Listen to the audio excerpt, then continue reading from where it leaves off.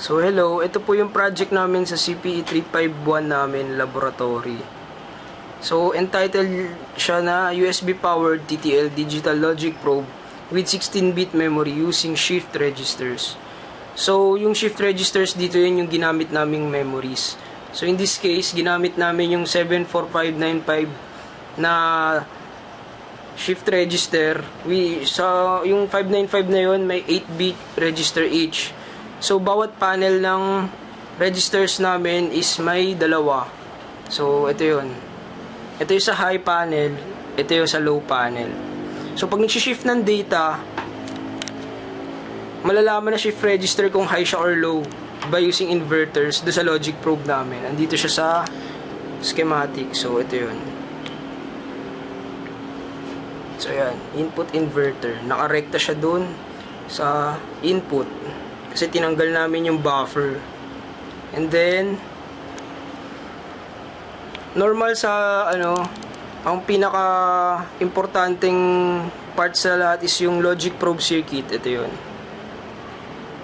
So LED red indicates high float or high impedance.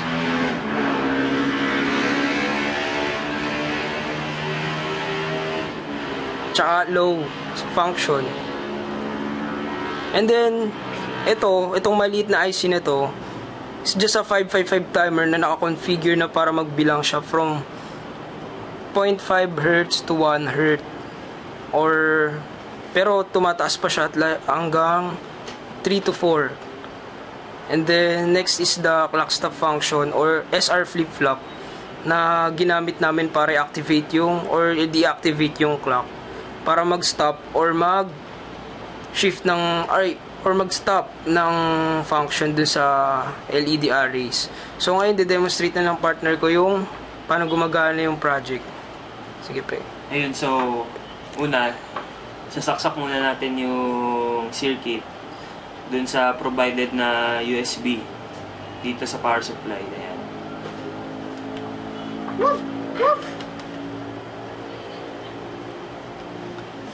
Ayan, so nakikita nyo masyadong mabilis yung clock.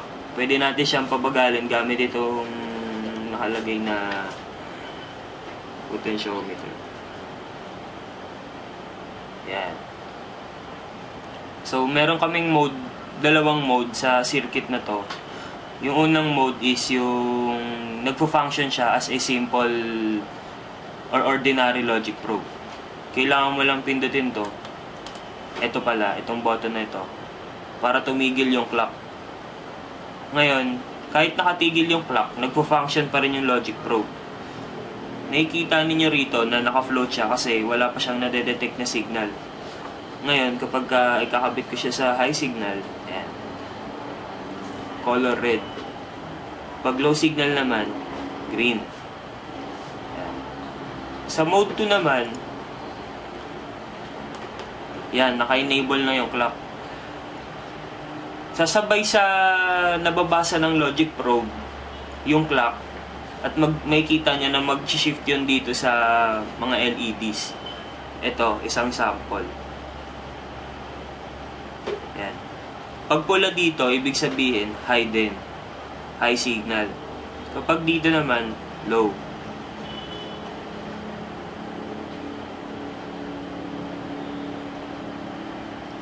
Ngayon, yung unique sa project namin, pwede mong pindutin yung clock stop para ma-record kung ano yung signal na nabasa ng logic probe. Ayan.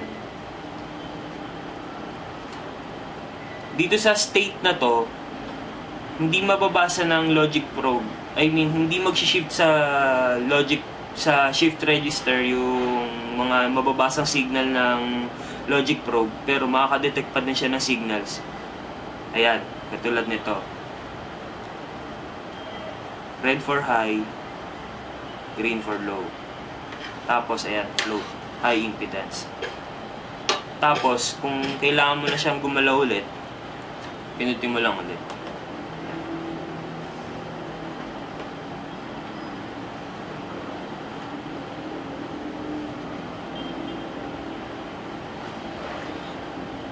So, yun lang. Meron din kami ditong nakalagay na external power supply para pwede ninyong ikabit dun sa mga circuit na iti-test ninyo. Tapos, meron din kaming clock output. Yun lang.